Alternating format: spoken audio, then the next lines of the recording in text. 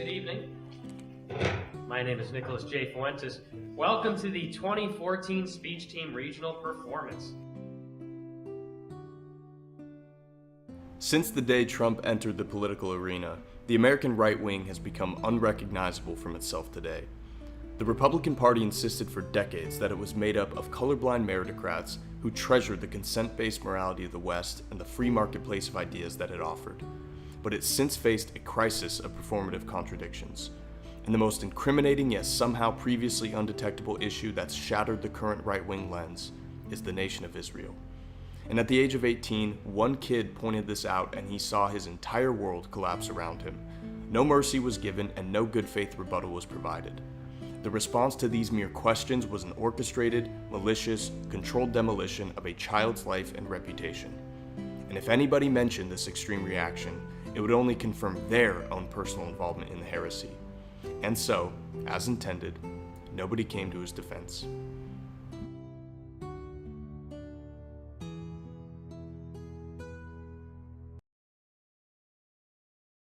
Nicholas Joseph Fuentes was born on August 18, 1998, to a middle-class Catholic family outside of Chicago. He's described himself as always having been interested in politics, and that he used to be a typical right-wing Republican with neocon and libertarian sensibilities. Until the Trump era began. Another Republican joining the race, but this one like no other, Donald Trump. And so it began. Once he graduated from Lyons Township High, Nick went on to Boston University, where he became known as a prominent Trump supporter during a time when open support for the soon-to-be president was basically social suicide. But Nick's entry into the political sphere really came when he debated the senior and president of the BU student government during his freshman year. After participating in a video put on by Boston University called Who I'll Be Voting For, Nick stated his intention to vote for Trump, which then instigated the debate. The original video has since been taken down by the school. Even Nick was still under the spell of the neocons back then. As he told the crowd, "It has nothing to do with race, everything to do with culture. Asia has taken our culture and done well for themselves. The Middle East, not so much." Even though his performance wasn't publicized in any meaningful mainstream way, it grabbed the attention of some of the right-wing outlets that were desperate to recruit the Gen Z youth. The Daily Wire and other relevant figures had identified him as a soon-to-be star with enormous potential. So I did something on the campus. I debated the class president or whatever. It's a long story how it got going, and that's how I actually met Cassie Dillon. She live streamed it on Periscope, and she told me after the fact, she said, Ben Shapiro watched it, and I told him he needs to take you under his wing.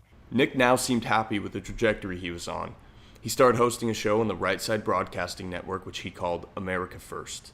And even though it received little attention, he trudged along as he was inducted into the media world of the right wing. And as Trump continued to initiate the political revolution that was to come, Nick noticed an exception to the tenets of the new right-wing movement. It was an exception that was made without reason or even consistency. The unconditional support of Israel. And the show wasn't even big. I had like 100 live viewers. I would get 1,000 views per episode. But they were on top of this. And even Ben Shapiro, he quote tweeted one of my tweets and said, because I said something to the effect of, if you're a Mexico first, live in Mexico. If you're China first, live in China. If you're Israel first, live in Israel. And he quote tweets me on Christmas Eve and says, well, that's the surest sign you're an anti-Semite, is to accuse a Jew of dual loyalty. And I'm sitting there like, it's true. You do have dual loyalty. He then began to see the response to any criticism of Israel or any Jewish person more generally as being smeared as inherently anti-Semitic. This was a foreign country with a higher average living standard than the United States that the U.S. was sending money to, while the MAGA movement claimed to be against foreign aid. Americanism, not globalism, will be our credo. The American people will come first once again. Israel was also proudly an ethno-state, while the broader Republican world had been desperate to reject any form of racial exclusivity. Because it has nothing to do with race and everything to do with culture. I don't believe that our unifying principle was ever race, skin color, ethnicity. Our unifying principle was essentially a doctrine. It was the doctrine of human rights. Nick asked the questions. What was going on with Israel? And isn't this style of support for them contradicting our principles? I said, why does the United States give Israel $3.8 billion per year? What do you make of this whole arrangement? I said, is it because they are our closest ally and I'm missing something? I said, or are we being lobbied? And there's this deep contradiction and double standard, and it's obviously being enforced by foreign influence and money. And I remember they hated the line of questioning. And when you say they, you're referring to this friend group? Yes. Okay. This Daily Wire friend group. They were all writers there, and you could still find their articles online. And they, at first it was sort of playful. They said, oh, haha, very good. They almost thought I was joking. They said, oh, it's very funny, but you really shouldn't ask that, they would say.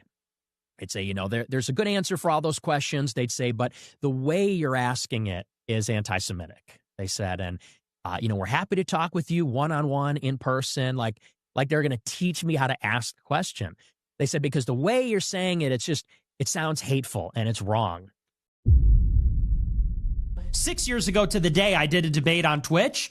They banned me on Twitch because I did so well, and they changed the terms of service to do it. Banned on YouTube, banned on Twitch, banned on PayPal, banned on Stripe, banned from Bank of America, banned from Chase Bank, banned from U.S. Bank, banned from Airbnb, banned from Delta Airlines, banned from CPAC, banned from Email Octopus, Authorize.net, banned from DLive, banned from Instagram, Facebook. I've been banned from shit you haven't even heard of. But what really gained Nick Fuentes' infamy was not his quarrels with the right-wing youth-centered outlets. It was his involvement in what was eventually portrayed as the true, yet hidden underbelly of the Trump movement. When did you get to 100%? When did you know this is something that I have to do for yourself? Charlottesville. The Unite the Right rally in Charlottesville happened in August of 2017, and it gave the media a great opportunity to skewer the growing support for Donald Trump as the very thing they wanted it to be all along. A Nazi-like fervor. It was also a wonderful photo op. Nick was publicly scrutinized for the participation and damned as the worst thing you could possibly be, a white racist man. Having now been stripped from the mainstream track he had previously been on, Nick started uploading his show to YouTube in 2017. His viewership was not spectacular, but his following slowly grew over the next few years. He would soon garner what has been described as a cult-like following, and these followers are now widely known as Groypers. Nick left Boston University once his freshman year ended, and he remained in the underground of the right wing as he was harassed and publicly smeared as a Holocaust denier and anti-Semite. But the questions being asked were legitimate, and the dismissal was not an answer.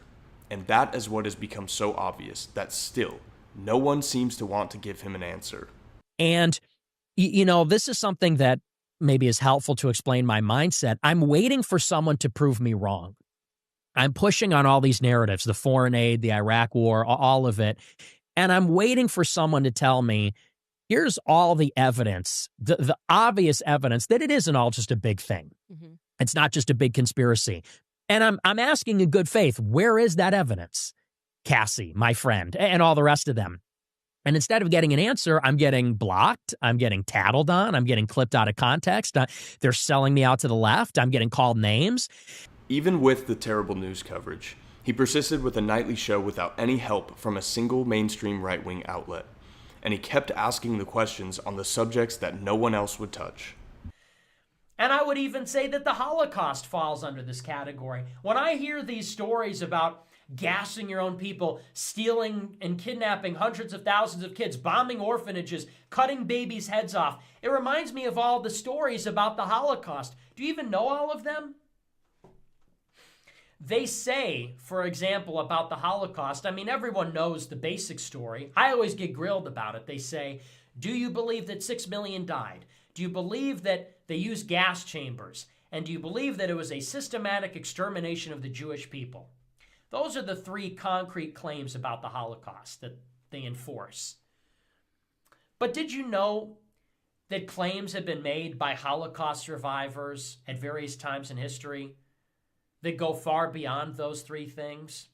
Some have said, for example, that Jews in concentration camps were masturbated to death, that Nazi scientists were experimenting on them with masturbation machines, and they were masturbating them to death. Do I have to believe that? Since he was now essentially blacklisted from mainstream conservatism, he began building what has now become a parallel right-wing movement. It rejects the pluralistic, classically liberal modern right and cultivates both a nationalist and racialist ethic that's predicated on Christian priors rather than the libertarian and market-centered presuppositions of the more palatable new right. He even started his own annual event called AFPAC, this being a response to his banning from CPAC and Turning Point USA events. I think I remember. You in Orlando? I was in Orlando. Yeah, I remember. You kicked me out there, too. I probably did. Or maybe it was Dallas. I don't remember. Ben, it's great to see you. Why did you give a 45-minute speech about me at Stanford, and you won't even look at my... Hey, he's with his kids. Come on, I'm right here. He spent the next few years in the underground fostering a larger following while also completing his associate's degree. But it was in 2020 that Nick would receive another targeted lashing from the powers that be. Fuentes was at the Stop the Steal rally at the U.S. Capitol on January 6th, where he helped stir up the crowd. And while he never entered the Capitol itself, that didn't stop the government from coming after him. The persecution then continued as Nick was permanently banned from YouTube and he was forced even deeper underground. Nick was able to find some autonomy through the online platform called Cozy TV, where he aired his show following the ban. Once the free speech website Rumble increased in relevancy, Nick started uploading his America First episodes there. His following began to snowball, and as his prominence grew, we saw one of the most surprising collaborations of all time. Ye, the artist formerly known as Kanye West, posted that he was in communication with Nick. And after Ye had his own public denunciation of Jewish power, they came out together on multiple occasions for some very viral moments. Yo, you know I'm here with my white supremacist homeboy, Nick. We back. You know, blacks are overrepresented in violent crime. But when you meet an individual black person, you don't apply that. You start with a fresh slate every time you meet someone. Do you do that with Jews? Nope. In 2022, a dinner took place between Ye, Nick, and Donald Trump at Mar-a-Lago. Nick was only 24 years old at the time, and he was yet again smeared as being worse than the devil. Meeting of the mindless at Mar-a-Lago. We learned on Friday that Trump had dinner with Kanye West and a white supremacist / Holocaust denier named Nick Fuentes. After Elon Musk's purchase of Twitter following his insistence that he was a champion of free speech, he reluctantly allowed Nick back onto Twitter, now called X. Through the freedom that Rumble provided and this new access to X, Nick's relevance and popularity skyrocketed. His infamy had grown to such a degree that he was even made the target of an assassination attempt in December of 2024. And it's curious to notice just how little coverage or support he received in response to it. Throughout the many years filled with smears and exclusion, there has still not been a single mainstream right-wing figure who has consistently defended Nick from the start. Even Tucker Carlson recently moved from ignoring to now mocking him, and he still refuses to have him on. Nick Fuentes, this weird little gay kid in his basement in Chicago. Nick's posts on X responding to mainstream conservatives like Charlie Kirk get enormous engagement and almost always ratio the original poster in a matter of minutes. But these figures still go through whatever lengths they can to pretend he doesn't exist, while they shamelessly announce their undying support of free speech. It's an inexcusable performative contradiction. I say, if you truly believe in open debate in the marketplace of ideas, will you ever be willing to debate Nick Fuentes, or will you wait until his movement forces you to adopt his talking points, as we've seen already? You know, it's funny. I personally do not give a platform to bad faith actors. But now in mid-2025, we see clips of Nick being played on CNN and other left-wing outlets, and he's treated as a legitimate spokesman on the right. Now, this may be for the utility of bashing Trump's base, or showing Nick's humor as being indicative of extremism. But regardless, this is clearly a much different landscape than when the young Fuentes was relegated to Cozy TV. And this ascension to now being taken as a serious commentator strikes me as the political equivalent of when Nirvana went mainstream. Nick didn't go to the mainstream came to him. And the event which is the most blatant evidence of Nick's influence on the actual mainstream culture is the song and video released by Ye, Hail Hitler. And without Nick's early involvement in the Jewish question, I can guarantee the culture would not be where it is today. But what is truly inexcusable is the refusal to answer the questions being asked in good faith. The right wing claims to be opposed to censorship. They say they are free speech absolutists. They proudly announce their side as a free marketplace of ideas, except for when it comes to one particular country with one particular ethnicity. But what fails to be addressed is the fact that if Nick's political propositions are true, the implications are not just catastrophic to the post-war liberal order consensus, but to all political models more generally. And the main fundamental argument which all things seem to flow from is that there are genetic, inherent differences between the races, which results in the disparities we see in racial performance outcomes, intelligence, and general behavior patterns. Because if this is true, and it continues to be denied integration into our political models, then we can assure ourselves that a dreary fate for our society has officially been secured. Because if the original diagnosis is not correct, then the prescription by definition can never be correct. And the mainstream Jewish-funded right-wing forces won't even give an answer to try and refute the conclusions drawn by Nick. There's a deep tendency to consider something as truthful only when it is sourced from an individual or an institution we respect. Just revisit the advice given by the ordained experts during Corona for endless evidence of that, or the article from George Clooney which then directed the acceptable discourse on Biden's mental state. But truth does not lie in a person or an institution simply due to who or what the vessel is. Truth is demonstrable in one thing only: predictive power. Nothing else matters. No credential, last name, or job title counts for anything. Accurate, consistent predictions are the only measuring tool for the evaluation of truth. And if any model that is being used to predict continues to be accurate, it must be in some way rooted in truth. And what cannot be denied is that Nick Fuentes' political model has made consistently accurate predictions. Israel benefits from the attack by Hamas because now they get to solve the Gaza question finally. Now they get to go in and kill them all and ethnically cleanse this region.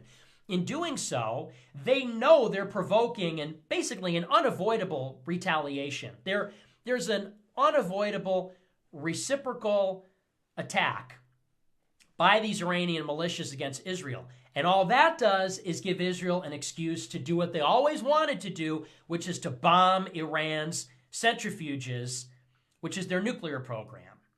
And if they do that, then Iran is in a war with Israel, and then they draw the United States into a war with Iran. And they get the crown jewel, what they always wanted, which is an end to the regime in Syria and an end to the regime in Iran. And that seems to be the big play that Israel is making. People say, well, if Trump gets elected, he'll be better on tech censorship. Trump is implying he'll use the government to crack down on so-called anti-Semitism on the internet. That's what Republicans are doing right now. That's what all the Zionist donors are complaining about, is the anti-Semitism on TikTok and X. So I'm actually less confident that Trump will allow us to have our free speech than we would under a Democratic administration. I said that before you came on. I said, listen, I have guests on that are consistently right. You can disagree with overall your views or whatever, but you've been dead on. So my North Star is who's the most accurate. That's why I have on. So you did predict all this, which makes me physically ill. So what? Look at the crystal ball, Nick Fuentes. What is going to happen, and then what do we do? And if his predictions continue to be correct, what would this imply about his other beliefs? Given no credible challenges are offered, and instead we've seen desperate smearing and censorship, it seems to be very obvious what the implications are. Something must not be right with the program's societal worldview. And what Nick Fuentes is calling out appears to be pressing on the very things that expose the lies that this consensus is based on. But despite this struggle, what we do know for sure is that the lies cannot prevail. The truth will win out. And the only reason that I'm telling you this now is because if anything happens to me, this is what you need to do. The project of the free people of America, the project of American sovereignty, of Christian nationalists, of anybody that cares about our independence, as the 1776 movement, as the new American Revolution, is to, just as they started newspapers and campus groups and book clubs and published books and made movies, we need to expose what they are doing in the same way. And the reason I'm telling you all this now is so that you can finish it if I can't. Because I won't even let death stop me.